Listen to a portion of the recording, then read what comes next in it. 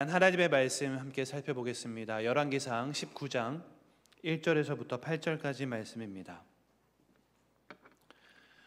열왕기상 19장 1절에서부터 8절까지 말씀.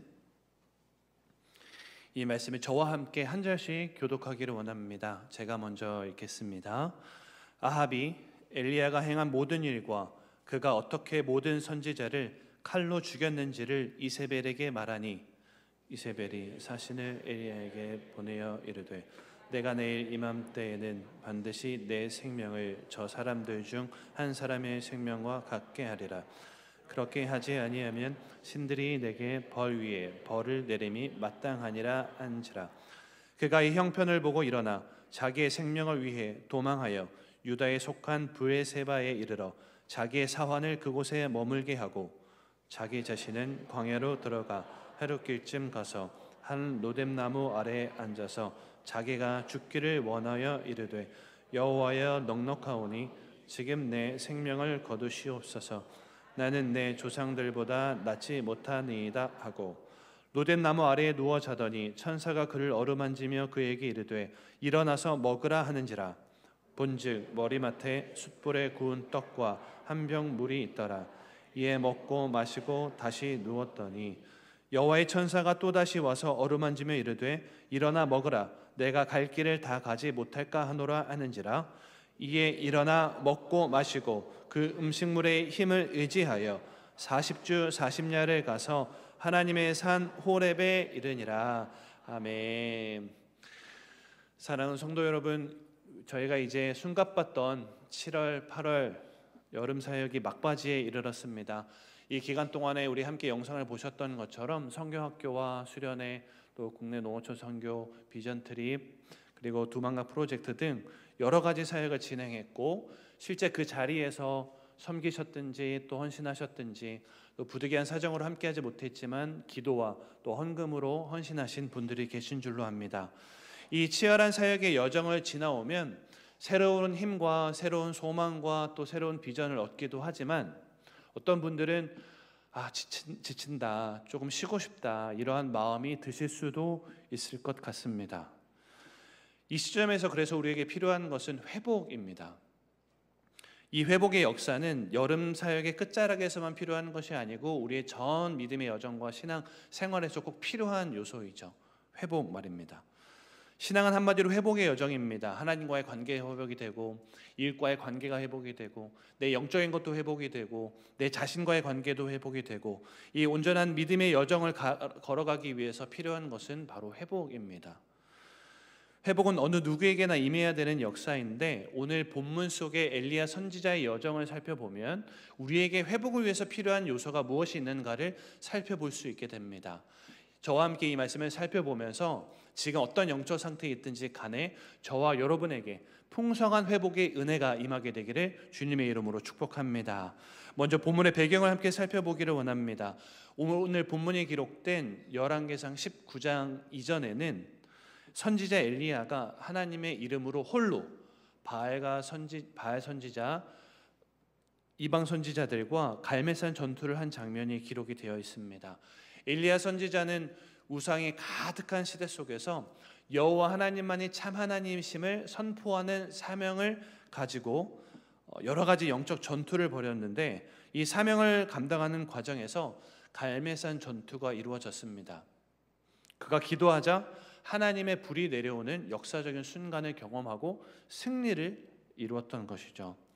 이후 북이스라엘의 악한 왕 아합의 아내 이세벨이 이 소식을 듣고 엘리야를 죽이겠다는 생명의 위협을 가합니다. 이 위협 앞에서 이전에 승리했던 엘리야의 모습은 온데간 데 없이 이 생명의 위협 앞에 두려움을 느끼고 엘리야는 도망을 하게 됩니다. 도망간 곳이 로뎀나무인데 이 나무 아래에서 엘리야 선지자는 이렇게 고백을 합니다. 우리 4절 말씀을 다시 한번 읽어보겠습니다. 시작. 자기 자신은 광야로 들어가 하룻길쯤 가서 한 로뎀나무 아래에 앉아서 자기가 죽기를 원하여 이르되 여호와여 넉넉하오니 지금 내 생명을 거두시옵소서. 나는 내 조상들보다 낫지 못하니이다 하고 뭐라고 고백합니까? 차라리 죽기를 원한다 하는 말을 합니다. 사실 이세벨의 생명의 위협 앞에서 도망쳤다는 것은 살기 위해서 도망치는 것인데, 정작 가서 죽기를 원합니다라고 말한 것은 정말 죽고 싶다가 아니라 죽고 싶을 만큼 고통스럽다는 것을 말하는 거죠. 갈매산 전투에서 모든 것을 쏟아부은 후 온 탈진의 결과였습니다. 이것이 본문의 배경이 되고 저와 여러분에게서도 여러 가지 사역을 감당하면서 영적 탈진이 오거나 지치고 힘든 순간이 오게 되는데, 이러한 순간에서 회복을 위해 필요한 두 가지 요소를 발견하게 됩니다. 첫 번째는 바로 위로입니다. 위로가 우리를 회복으로 이끄는 시작점이 된다는 거죠. 엘리야의 영적 상태가 어떠했는지를 기억하면서 다시 한번 우리 5절에서부터 8절 말씀을 읽는데, 하나님께서 어떤 식으로 위로하시는지를 발견하기를 원합니다. 우리 다시 한번 5절부터 읽겠습니다. 로뎀나무 아래에 누워 자더니 천사가 그를 어루만지며 그에게 이르되 일어나서 먹으라 하는지라. 본즉 머리맡에 숯불에 구운 떡과 한 병 물이 있더라. 이에 먹고 마시고 다시 누웠더니 여호와의 천사가 또다시 와서 어루만지며 이르되 일어나 먹으라. 내가 갈 길을 다 가지 못할까 하노라 하는지라. 이에 일어나 먹고 마시고 그 음식물의 힘을 의지하여 40주 40야를 가서 하나님의 산 호렙에 이르니라. 아멘. 하나님께서 어떻게 하시죠? 많이 등장하는 단어가 무엇입니까? 어루만지며 먹고 마시게 하였습니다. 하나님은 먹을 것을 주시면서 그의 지친 몸과 마음을 위로해 주시고 회복시켜 주기를 원하셨어요. 그 이후에 엘리야가 그 힘을 의지하여 다시 나아갔다고 기록을 하고 있습니다. 하나님의 위로의 방식이 무엇인지를 깨닫게 하는 거죠.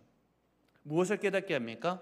엘리야가 사역 감당하다 지쳐가지고 죽기를 원합니다 했다고 너 이 녀석 그거 약해 빠져가지고 너 그것도 감당 못해? 책망하거나 질책하지 않으셨다는 거죠. 하나님은 그런 분이십니다. 사명 감당하다가 지친다고 책망하거나 질책하지 않는 분이시라는 거죠. 엘리야에게 천사를 보내서 밥은 먹었니? 라고 말씀하시면서 어루만져 주시고 먹이시고 마시게 하시는 하나님의 위로를 확인합니다. 엘리야뿐 아니라 성경을 보면 사명 감당하는 자에게 하나님께서 어떠한 위로를 허락해 주시는지를 확인할 수가 있어요. 그 대표적인 인물이 바로 바울입니다. 바울은 하나님의 위로를 정말 엄청나게 많이 경험했는데요. 우리 고린도후서 7장 5절과 6절 말씀을 함께 큰 목소리로 읽겠습니다. 시작. 우리가 마게도냐에 이르렀을 때에도 우리 육체가 편하지 못하였고 사방으로 환난을 당하여 밖으로는 다툼이요 안으로는 두려움이었노라. 그러나 낙심한 자들을 위로하시는 하나님이 디도가 오므로 우리를 위로하셨으니 아멘. 마게도냐에서 환난을 당했어요. 밖에서는 엄청난 다툼을 경험했고요. 내적으로는 두려움을 경험했습니다. 지쳤던 것 같아요. 너무 힘들었습니다. 그때 하나님의 위로가 임하는데 동역자를 보내주십니다. 누구를 보내주셨죠? 디도를 보내주심으로 위로를 얻었다고 기록을 하고 있습니다. 동역자들을 통한 위로가 임한 것입니다. 우리의 삶에서도 너무 지칠 때 믿음의 동역자 때문에 위로를 얻었던 경험 있지 않으십니까? 그러한 위로의 방식도 하나님께서 허락해 주시는 거죠. 하나님 이렇게 동역자를 통해 위로하시기도 하시고 때로는 하나님의 말씀으로 때로는 환경을 바꿔주시면서 정말 다양한 방식으로 하나님의 위로를 주십니다. 이렇게 수많은 위로를 경험한 후에 사도 바울은 고린도후서 1장에서 하나님에 대해서 말씀하기를 위로의 하나님이라고 표현합니다. 얼마나 많은 위로를 경험했는지를 알 수 있는 거죠. 하나님은 나를 잘 아셔서 어떨 때 위로를 얻는지를 아세요. 때로는 먹이시고 때로는 어루만져 주시고 때로는 믿음의 동역자를 붙여주시고 나에게 맞는 말씀도 주시고 여러 가지 다양한 방식으로 맞춤형 위로를 주신다는 거죠. 우리의 사역의 과정에서도 마찬가지입니다. 우리가 지난 여름 여러 가지 사역을 감당했습니다. 얼마나 무더웠습니까? 오늘 줄보를 통해서도 확인했지만 이 무더위 속에서도 농어촌 사역 121분, 비전트리 19분, 두프 7분, 또 성경학교 및 수련회 276분, 또 청년공도 수련회 사랑 플러스까지 179분의 성도님들이 함께 헌신하고 사역하고 섬김을 받았습니다. 섬김을 또 하기도 했고요. 모든 분들이 사역의 현장에 참여하지 못했지만 헌금으로도 헌신하고 기도로 함께 동역하신 분들이 많은 줄로 압니다. 이 과정에서 은혜도 있었고 기쁨도 있었을 겁니다. 그러나 분명한 사실은 각자에게 맞는 위로가 임하였다는 사실입니다. 저에게도 그러한 위로가 임했습니다.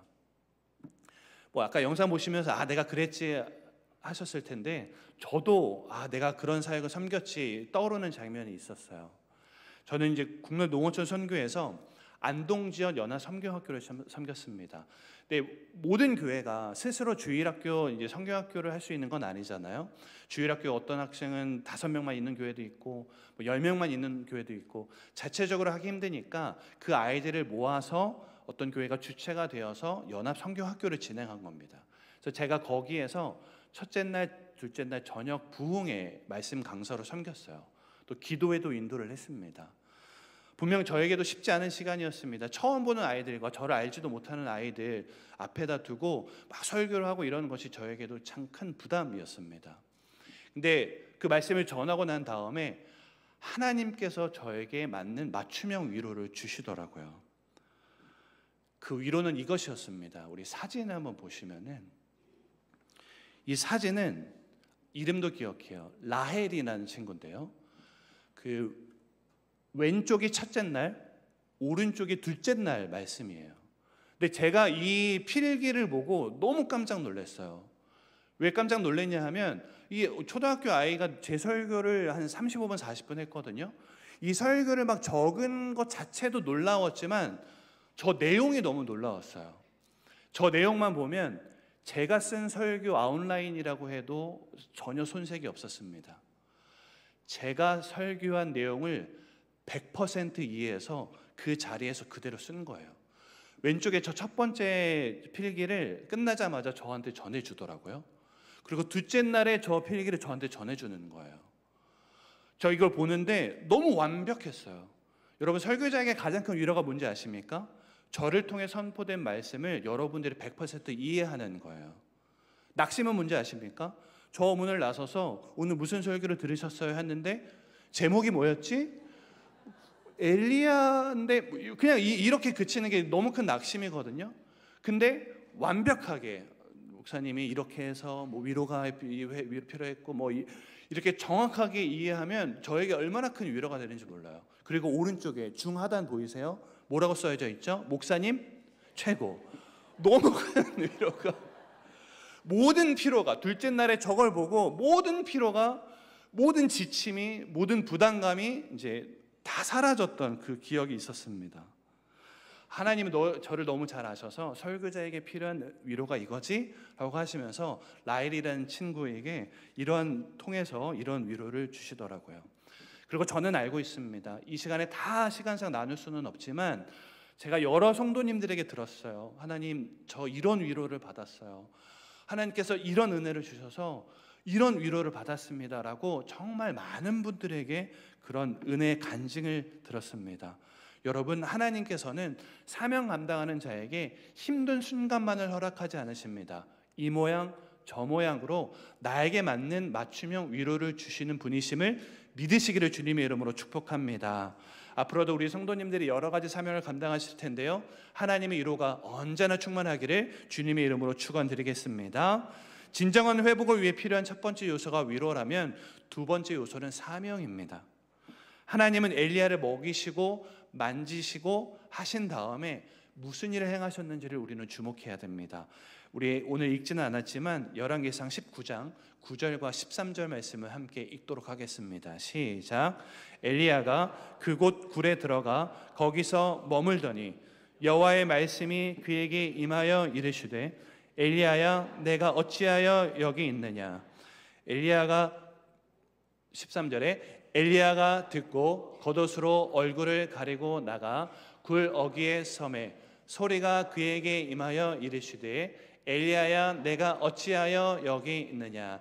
아멘. 여기서 9절과 13절에 똑같이 선포된 말씀이 있습니다. 엘리야 보고 뭐라고 말씀하시죠? 내가 어찌하여 여기 있느냐라고 말씀하세요. 어디 있는지 몰라서 하시는 말씀이 아니죠. 어찌하여 여기 있느냐라고 하시는 말씀은 너가 이제 앞으로 무엇을 해야 되는지에 대한 암시를 주는 말씀입니다. 내가 진정으로 회복하기 위해서 해야 할 것이 있는데 위로가 있다면 이제는 사명을 감당해야 한다는 말씀을 주시기 위해 저 말씀을 하신 겁니다. 그래서 이후에 하나님은 엘리야에게 3가지 사명을 주세요. 심판의 도구로 사용할, 이스라엘의 심판의 도구로 사용할 하사엘을 아람의 왕으로 세우라. 아합과 아달랴를 심판할 도구로 예후를 이스라엘 왕으로 세우라. 그리고 너의 뒤를 이을 엘리사를 선지자로 세우라라는 것입니다. 왜 위로 후에 이 말씀을 주시는 거죠? 왜 3가지 사명을 주십니까? 자, 이제 먹었으니까 다시 일해가 아닌 거예요. 위로가 회복의 시작점이었으면 사명 감당이 회복의 완성이 되는 지점이기 때문에 그렇습니다. 사명의 자리에서 진정한 회복이 임하기 때문에 그렇습니다. 그러니까 여러분들이 지쳤다고 해서 힘들다고 해서 사명의 자리에서 잠깐 쉬겠다고 하는 것은 하나님의 기쁘신 뜻이 전혀 아니게 되는 것이죠. 하나님이 주시는 생각이 아닌 겁니다. 진정한 회복이 임하지 않도록 하기 위한 사단 권세의 역사인 것이죠. 여러분, 사명 감당하면서 그런 순간이 분명히 있으셨을 겁니다. 한 영혼이 돌아오고 회복이 되는 순간을 맞이하면서 정말 하나님께서 하셨다. 내 연약함 위에 하나님의 능력이 임하는 것을 발견하게 되면서 말씀 앞에서 회개의 눈물이 터지는 현장을 보면서 이건 하나님의 은혜 아니면 설명할 수 없다라는 고백의 순간을 분명히 맞이하셨을 겁니다. 그때 내 자신을 주목하십시오. 그게 나를 지치게 했던가, 나를 더 힘들게 했던가, 그렇지 않고 나를 더 회복시켰다는 거죠. 사명의 자리에서 경험하는 하나님의 은혜와 하나님의 역사가 나를 회복으로 이끌고 회복을 완성시킨다는 것을 기억하셔야 하는 것입니다. 사명을 감당하는 것은 결코 쉽지 않습니다. 그 자리에는 여전히 헌신과 수고와 희생이 있고 낙심과 인내와 오해와 갈등, 여러 가지 요소들이 막 난무합니다. 그러나 끝까지 그 자리를 지키면 하나님께서 허락하시는 은혜가 있는데 그것은 바로 진정한 회복인 줄을 믿으시기를 바랍니다. 그러니까 사명의 자리를 두려워하지 마십시오. 사명의 자리를 걱정하지 마십시오. 그 자리에는 놀라운 하나님의 역사가 있는 것입니다. 두려움을 넘어 하나님의 위로를 바라보며 사명의 자리를 지킬 때 진정한 회복을 예비하시는 그 주님을 바라보면서 하나님께서 명하신 사명의 자리 끝까지 지켜나가는 저와 여러분의 복된 삶 되시기를 주님의 이름으로 축원드리겠습니다. 말씀을 정리하겠습니다. 지금 어떠십니까? 여름 사역에 막바지입니다. 지치셨습니까? 하반기에는 좀 쉬고 싶다. 내년에는 좀 진짜 안 가야지 하는 마음이 드십니까? 여러분, 하나님의 위로가 임하실 것입니다. 사명의 자리를 지키면 우리 주님께서 회복을 완성하실 것입니다.